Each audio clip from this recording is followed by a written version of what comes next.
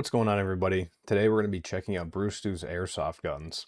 And if your childhood was anything like mine, and you know, this is going to be absolutely wild. We definitely did some stupid stuff back in the day with these, so I say we dive in, see what Brewstew did.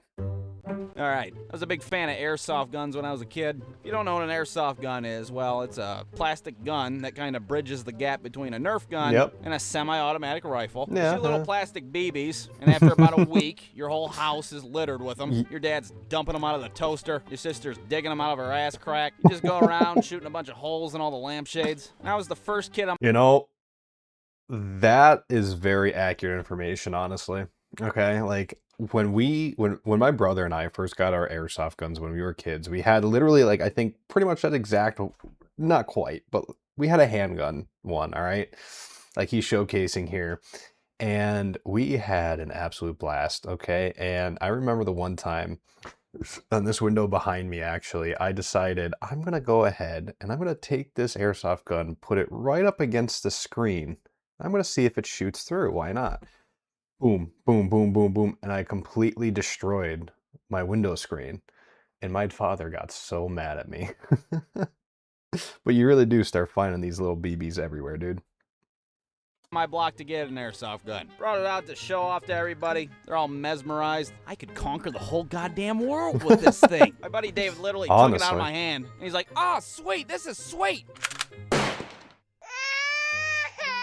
David, what the fuck? It was my turn to shoot Michael in the face. It was a bit of a trendsetter, I gotta say, because a week later, every kid on the block had an airsoft gun. They didn't have a normal air. Honestly, though, that is how that worked. Like, I got one.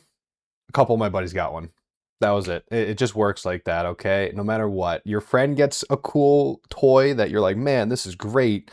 You tend to get that toy later on, right? You know, so it just happens. But, you know, him shooting his friend in the face, that also happened. We did shoot at each other, and it hurt. Airsoft gun like I did. They had this fucking battery-powered M16 tactical shit, fully automatic, get shot in the face 30 times in 4 seconds.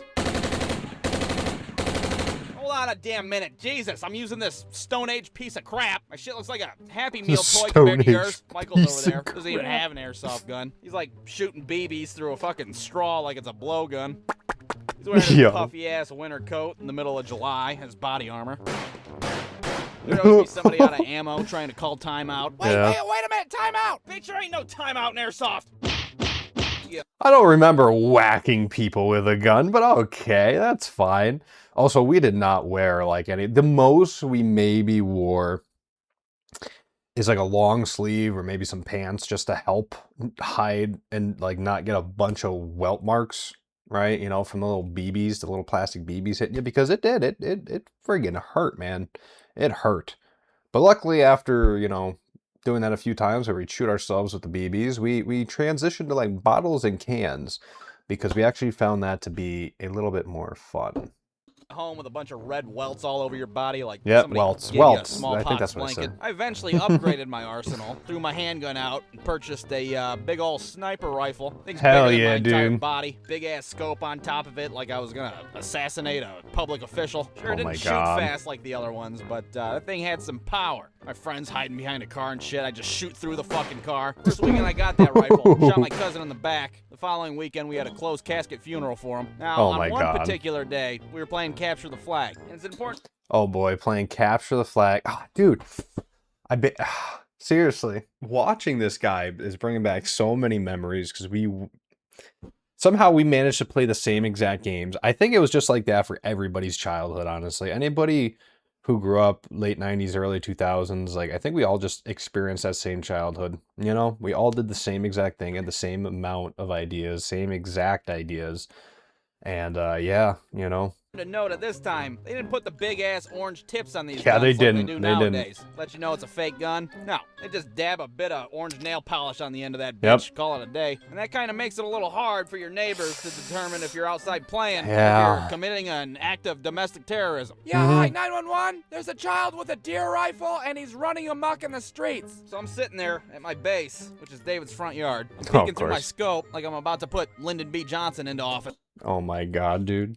About to put Lyndon B. Johnson into office. Oh, dude, his references are absolutely fucking hilarious too. But like seriously, like this, like my best friend actually still has it's supposed to look like a Barrett 50 cal. He still has that. He still has that rifle. And I'm on the lookout for David. Now, where's David at? Well, David has ADHD, so he's not at Oh his God. base, and he's not at my base. Hell, I don't even know if he even knew he was playing at the time. Probably forgot all about it, chasing a butterfly and shit. Now, David decides to walk to one of the busiest streets in the city and wave around what looks to be an automatic assault rifle in the air. God, Well, no. imagine David's surprise when about 4 seconds later, a goddamn paddy wagon pulls up in front of him. The cops pile out. They got their guns drawn on this completely oblivious, attention deficit child. Now, I wasn't there. I was around the block waiting to shoot David in the teeth with my Kennedy killer. But I bet that turd in his pants. With my Kennedy killer.